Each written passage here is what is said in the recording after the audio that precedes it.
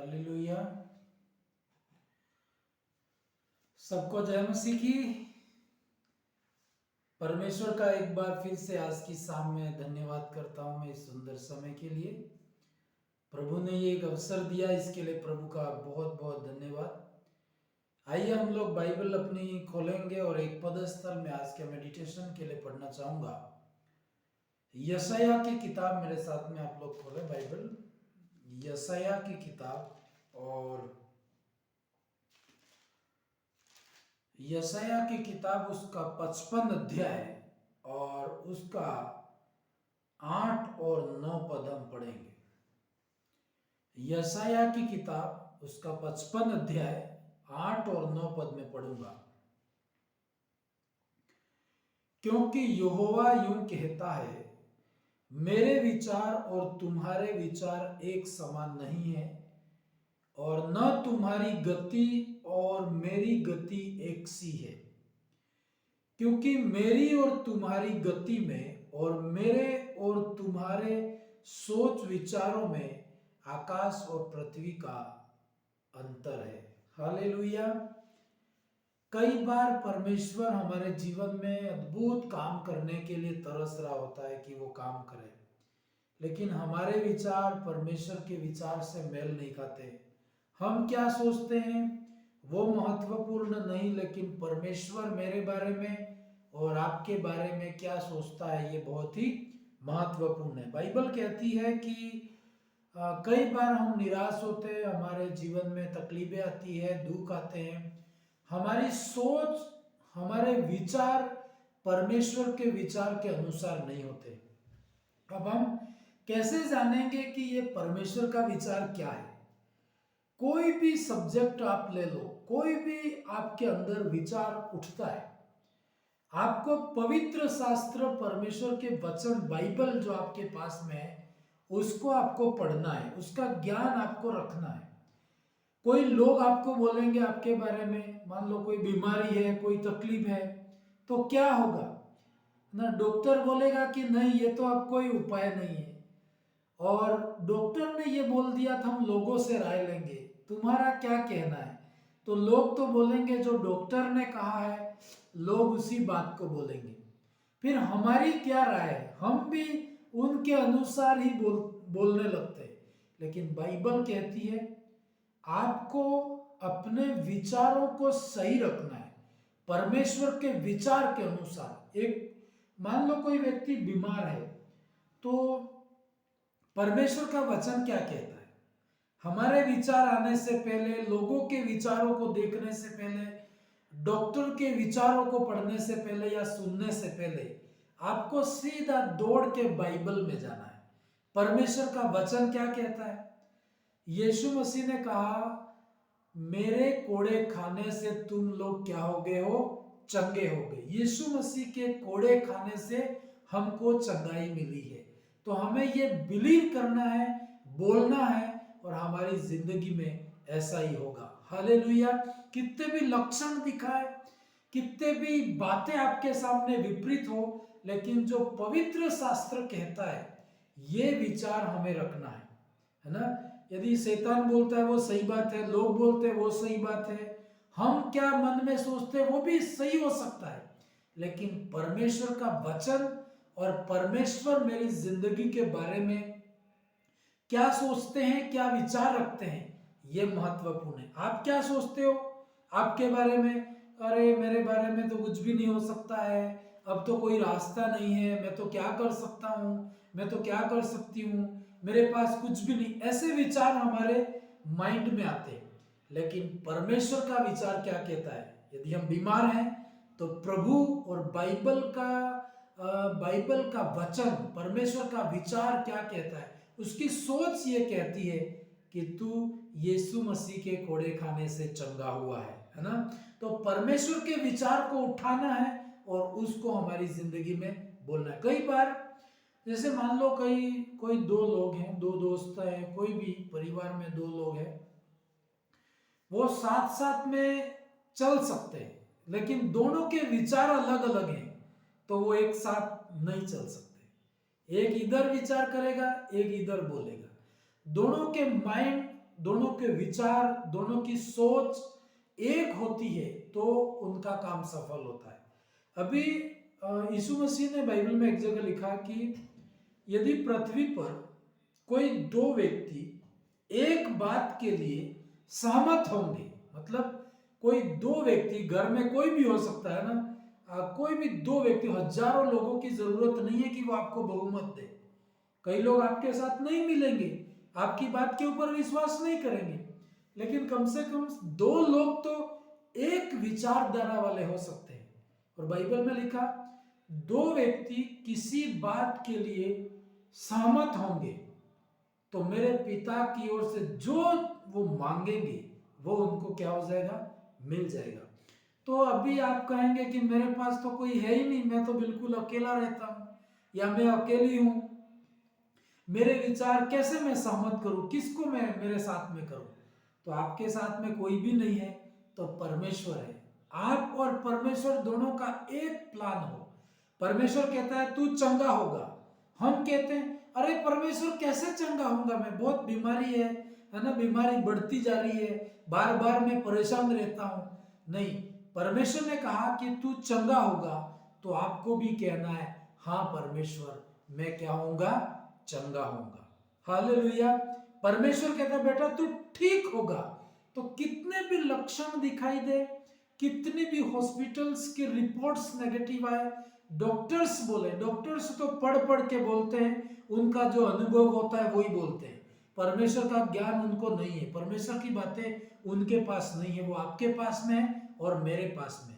आपको अपने विचारों को, अपनी सोच समझ को परमेश्वर के तरह आपको सेट करनी है। कई बार हम हार जाते हैं, कई बार हम निराश हैं, इसलिए कि हमारा विचार और परमेश्वर का सोच विचार में बहुत अंतर है। क्योंकि बाइबल में लिखा, तुम असफल होते हो, तुम निराश होते हो, तुम बाइबल तुम्हारे पास में है, तुम परमेश्वर की आराधना करते हो, तुम परमेश्वर के कहलाते हो, हम परमेश्वर के कहलाते। लोग हमारी कितनी निंदाएं करते हैं, लोग आपको ठट्टों में उड़ाते हैं क्योंकि ये परमेश्वर को मानते हैं करके। तो वो ठट्टों में उड़ाए कोई बात नहीं, लेकिन जो बाइबल में लिखा वो आशीष हमें मिलनी है। तो उसके लिए आपको क्या करना होगा, परमेश्वर यही बोल रहा है। परमेश्वर ये नहीं बोलता कि तूने प्रार्थना नहीं की, परमेश्वर ये नहीं बोलता कि तूने फास्टिंग नहीं की। इसका मतलब ये नहीं कि फास्टिंग नहीं करनी, प्रार्थना नहीं करनी, ये सब जरूरी है, लेकिन हमारी सोच और हमारे विचारों को परमेश्वर के विचारों के अनुसार एक सहमत होना है। कई बार हम दो व्यक्ति एक साथ सहमत नहीं होंगे तो कैसे आगे बढ़ सकते हैं।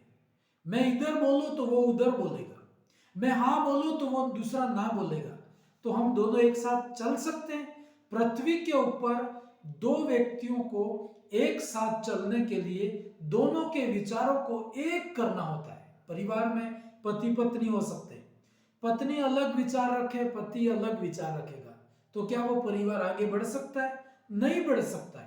सबके विचार, मतलब परिवार के, अपने घर के अंदर जितने भी लोग हैं उनका एक प्लान, एक विचार, एक सोच होगी, तभी वो सफल हो सकता है और आशीषित हो सकता है। तो परमेश्वर कह रहा है कि यहोवा यूं कहता है, मेरे विचार और तुम्हारे विचार एक समान नहीं है, इसी कारण हम सफल नहीं होते। परमेश्वर तो आपको कहता है बेटा तू चंगा होगा, लेकिन हम कहेंगे नहीं, हम कैसे चंगे हो सकते हैं। हालेलुया। परमेश्वर कहेगा नहीं तू आशीषित होगा, तो हम बोलेंगे प्रभु हम कैसे आशीषित होंगे। हमें कोई प्रश्न नहीं करना है। मैं आपको बता दूं, परमेश्वर कहता है कि तू चंगा होगा, तो आपको नम्र होकर के, आपकी बुद्धि मना करे, आपके सोच विचार मना करे, आपकी समझ मना करे, फिर भी आपको कहना है नहीं, परमेश्वर कहता है तो मैं चंगा हो जाऊंगा। हालेलुया। कोई प्रश्न नहीं करना है। एक कहानी बाइबल में मैं थोड़ा सा पढ़ूंगा। मेरे साथ में यूहन्ना की किताब आप लोग निकाले, यूहन्ना की किताब उसका 11 अध्याय।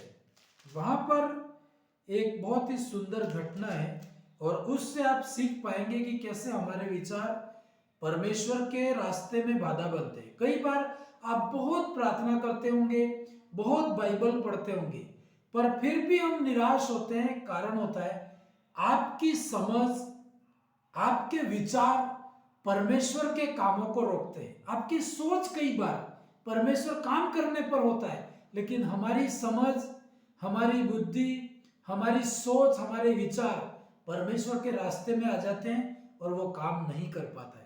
एक बहुत सुंदर घटना मैं पढ़ना चाहूंगा, यूहन्ना की किताब, उसका 11 अध्याय और उसका एक पदस्थल है, मैं पढ़ना चाहूंगा 39, 39 और 40 पद हम पढ़ेंगे। 39 और 39 और 40 पद 11 का पढ़ेंगे। यीशु ने कहा, पत्थर हटाओ। उस मरे हुए की बहन मार्था ने उससे कहने लगी, हे प्रभु, उसमें से अब तो दुर्गंध आती है, क्योंकि उसे मरे हुए 4 दिन हो चुके हैं। हालेलुया। ये कहानी आप लोग सब जानते हो, पूरी कहानी पढ़ने की जरूरत नहीं है, इतना टाइम नहीं रहेगा, पर मैं आपको बता रहा हूं कि लाजर मर गया था, ये हम सब जानते हैं।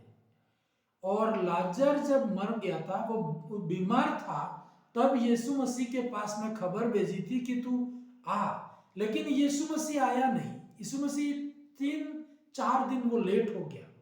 जब यीशु मसीह आता है तब तक लाजर मर चुका है और उसको कब्रिस्तान में रख देते हैं। और कब्रिस्तान में रखने के बाद 4 दिन हो गए, मतलब लाजर की मृत्यु के 4 दिन के बाद यीशु मसीह वहां पर आता है। हालेलुया। और आकर के जब वो आता है तो उसकी बहन यीशु मसीह के पास दौड़ के जाती है और कहती है कि प्रभु ऐसा क्यों हुआ है ना। हम भी ऐसे ही बोलते हैं कि प्रभु ऐसा, मेरा भाई मर गया, तू यहाँ होता तो मेरा भाई मरता नहीं। इस तरह से वो यीशु मसीह से बातचीत करती है।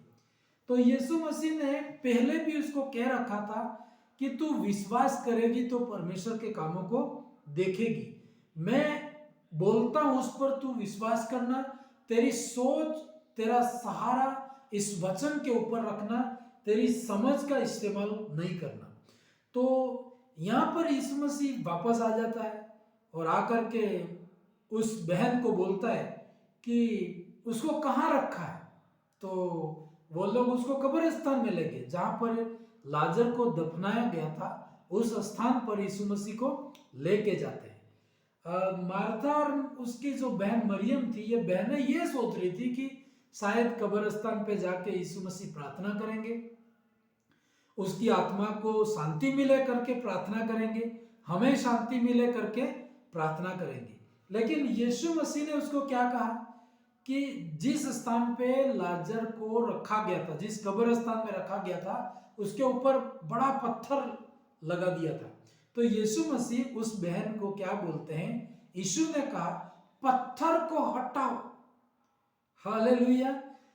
यीशु मसीह ने उसको कहा पत्थर हटा, तो ये बहन क्या कहती है, उस मरे हुए की बहन मार्था उससे कहने लगी, हे प्रभु, उसमें से अब तो दुर्गंध आती है। हालेलुया। देखो परमेश्वर क्यों बोल रहा था उसको पत्थर हटाओ, क्योंकि परमेश्वर यीशु मसीह ये सोच रहे थे कि जैसे ये पत्थर हटाएगी तो मैं बोलूंगा कि बाहर आ जा, और लाजर क्या हो जाएगा, बाहर आ जाएगा। हालेलुया। लेकिन यीशु मसीह खुद परमेश्वर उस बहन के साथ में खड़े, और इसी यीशु मसीह ने उसको कहा था कि मृत्यु और जीवन में हूं, यदि कोई मर भी गया तो मुझ में जी उठेगा, ऐसा यीशु मसीह ने उसको बोला था। आज हम परमेश्वर का वचन पढ़ते हैं, परमेश्वर का वचन है हमारे पास में, पर उसके पास तो यीशु मसीह साक्षात में खड़ा था। वो बोले तो जीवन है, वो बोले तो मृत्यु है, कोई भी काम मुश्किल नहीं है परमेश्वर के लिए। उसने बोला भाई तू बहुत रो रही है, तेरा भाई मर गया है, तू बहुत दुखी है, तू ऐसा कर, इस पत्थर को हटा दे।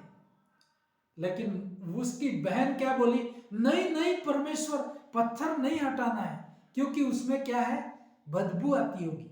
हालेलुया। और आप कल्पना करो, उसके स्थान पे मैं और आप होते तो हम भी ऐसा ही करते, है ना। हम भी ये बोलते कि पत्थर हटा, तो हम भी यही कहते कि नहीं परमेश्वर, इसको तो आपको पता ही नहीं है, 4 दिन हो गए हैं, इसमें तो बदबू आती होगी, ऐसा तो हम कर ही नहीं सकते।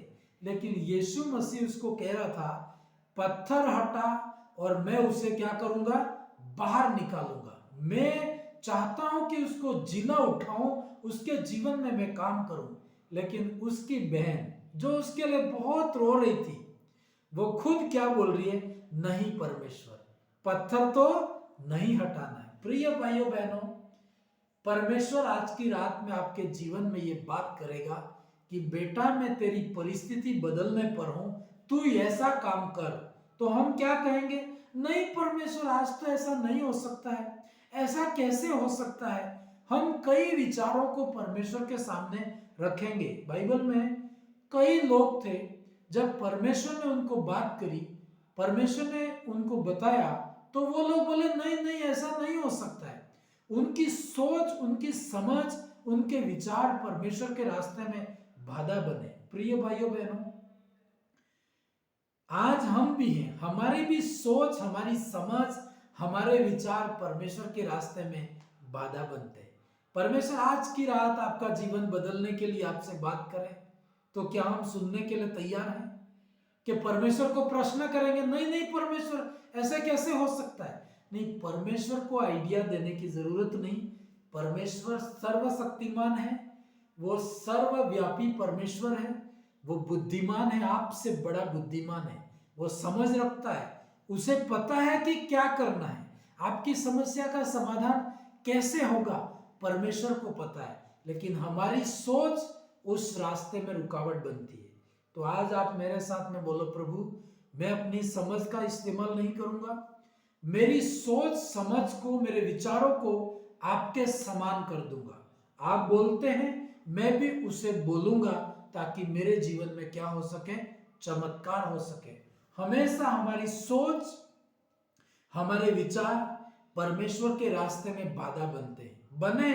इतिहास ये बताता है कि मनुष्य की सोच, उसकी समझ, उसके विचार परमेश्वर के रास्ते में बाधा बनते हैं। इसलिए एक जगह नीति वचन की किताब में 3 अध्याय और 5 पद में परमेश्वर का वचन कहता है, तू अपनी समझ का सहारा न लेना, पर संपूर्ण मन से परमेश्वर पर भरोसा करना। एक प्रभु का दास है, एक बार उसके पास पैसा नहीं था ना, बहुत खुद वो कर्जे में था, और सेवकाई में बहुत ज़रूरत पड़ती है। आज हम भी सेवा करते हैं तो कई चीज़ों की सेवकाई में ज़रूरत होती है, और उसे काफ़ी पैसों की ज़रूरत थी। लेकिन परमेश्वर, जब वो प्रार्थना कर रहा था कि प्रभु मुझे पैसों की ज़रूरत है, तो मुझे मेरी मदद कर, तो परमेश्वर उसके रूम में उपस्थित हुए, और परमेश्वर ने एक व्यक्ति का एड्रेस दिया, मतलब परमेश्वर के दास को, और उस व्यक्ति का एड्रेस दिया, मोबाइल नंबर दिए, और कहाँ रहता है सब बताया, और उसको कहा कि तू ऐसा कर, इस व्यक्ति की मदद करी, और बहुत भारी रकम इसको देनी थी। उसके पास पैसा नहीं था, लेकिन वो बोला कि हर महीने इस आदमी को 1 लाख रुपए तुझे देना है, हर महीने 1 लाख रुपए तू इसके अकाउंट में डालेगा या इसको देगा। तो प्रभु का दास परमेश्वर को बोलने लगा कि परमेश्वर आप कैसे हो, मैं खुद परिस्थिति में हूं, मैं प्रार्थना कर रहा हूं कि मेरा कर्जा हटे, मेरी परेशानी हटे, और आपने तो और उल्टा और बोला कि किसी दूसरे व्यक्ति का नाम बताए कि वो बहुत जरूरत में है, उसकी तू मदद करे, और वो भी छोटी मोटी रकम नहीं, हर महीने 1 लाख रुपए देना। और उसने बोला कि 1 साल तक ऐसा करना है। हालेलुया। वो प्रभु का दास सोचने लगा कि नहीं नहीं, मेरे को परमेश्वर की नहीं सुननी है, ऐसी परमेश्वर की सुनने लगा तो मैं तो बर्बाद हो जाऊंगा, मैं तो घर जमीन सब बेच देना पड़ेगा मुझे, है ना। अपनी सोच समझ उसको बात कर रही। वो मन मन में, प्रभु तो बात करके वहां से चले गए, करे ना करे तेरी बात है, मैंने तो तेरे को बोल दिया, ऐसा कर तो तू आशीषित हो जाएगा। तो वो प्रभु के जाने के बाद में प्रार्थना में बैठा हुआ मन में विचार करने लगा, अरे मैं तो बहुत कठिन में प्रार्थना कर रहा था, परमेश्वर ऐसा करेंगे, चमत्कार करेंगे, किसी को एड्रेस देंगे, हाँ, ताकि वो मेरे को पैसा देगा या कुछ चमत्कार कर देंगे या मेरे बैंक में पैसा आ जाएगा, कुछ अद्भुत होगा। लेकिन प्रभु ने आके ऐसा बोला कि उस व्यक्ति की मदद कर, जबकि मेरे पास तो पैसा ही नहीं है। हालेलुया। देखो, यदि ये व्यक्ति परमेश्वर की बात नहीं मानता है तो ये आशीषित नहीं हो सकता है, और मानता है तो ये क्या हो सकता है?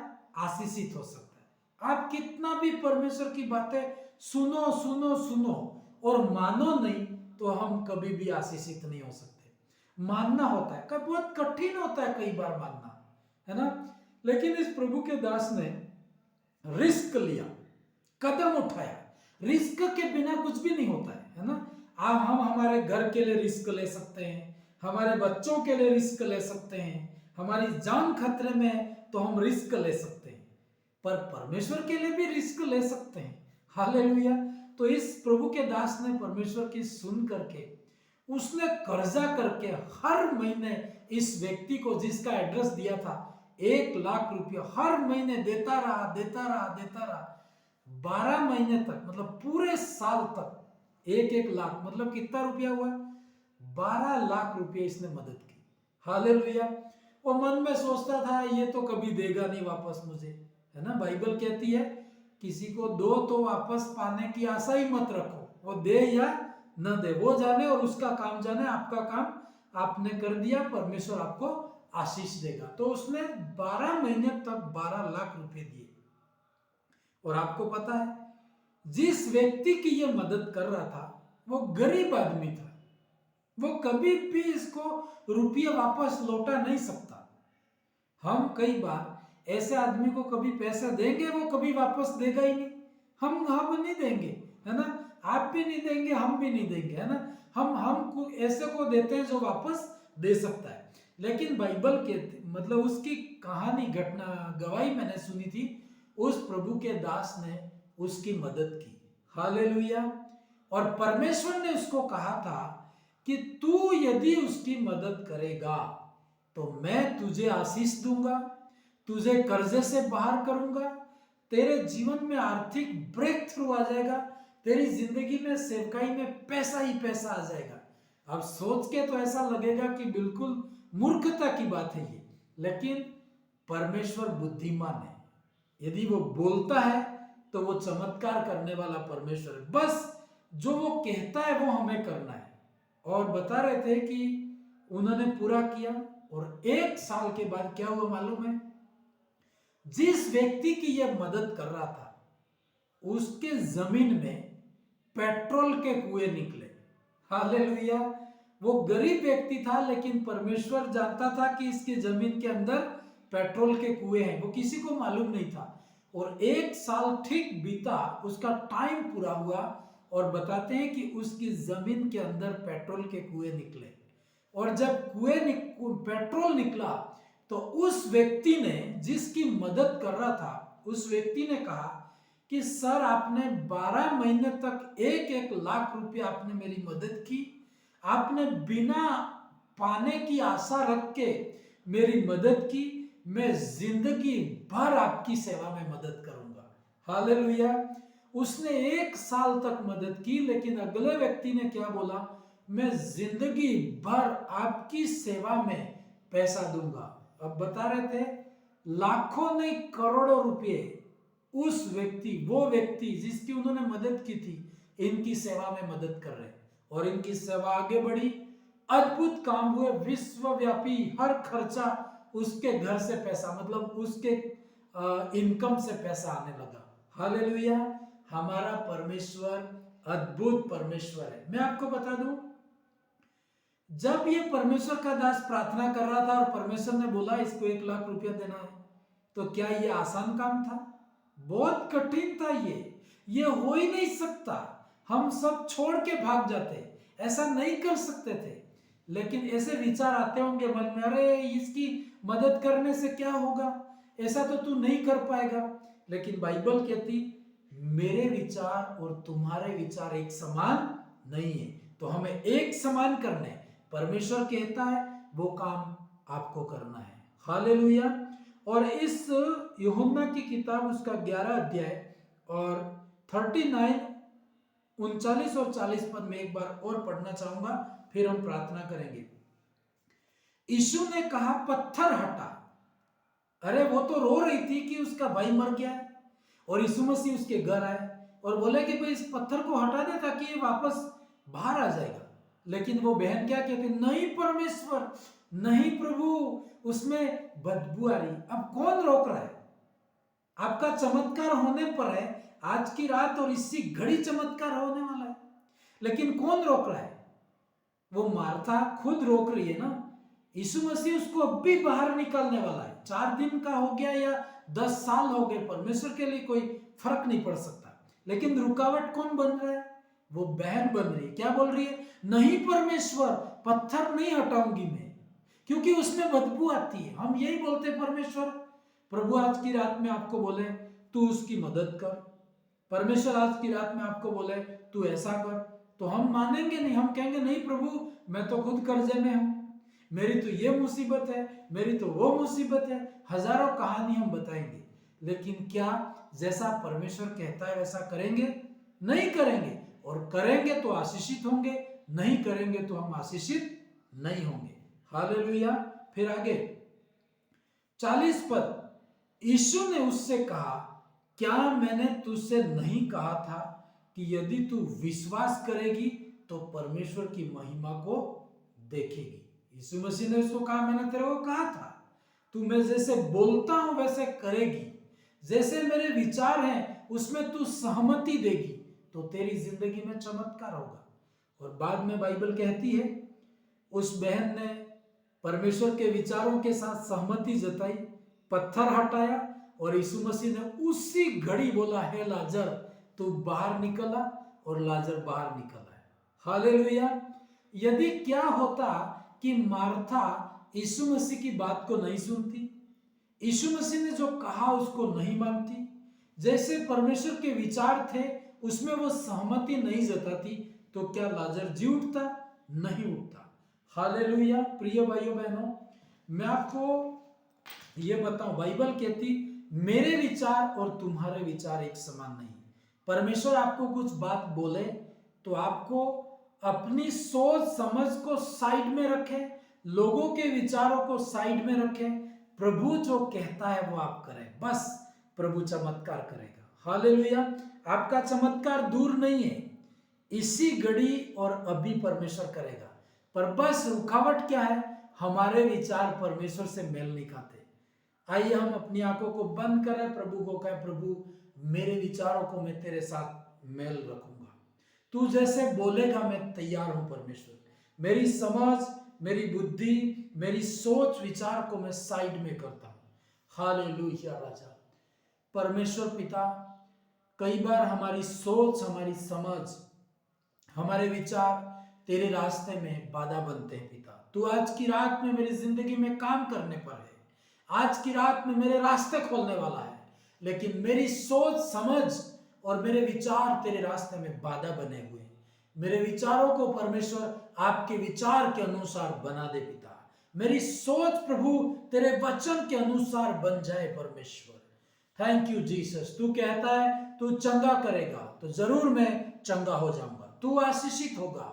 यस प्रभु, मैं आशीषित होऊंगा। तेरे वचन के साथ मैं विश्वास करता हूं, तेरे विचारों के साथ मेरे विचारों को मैं सहमति देता हूं पिता।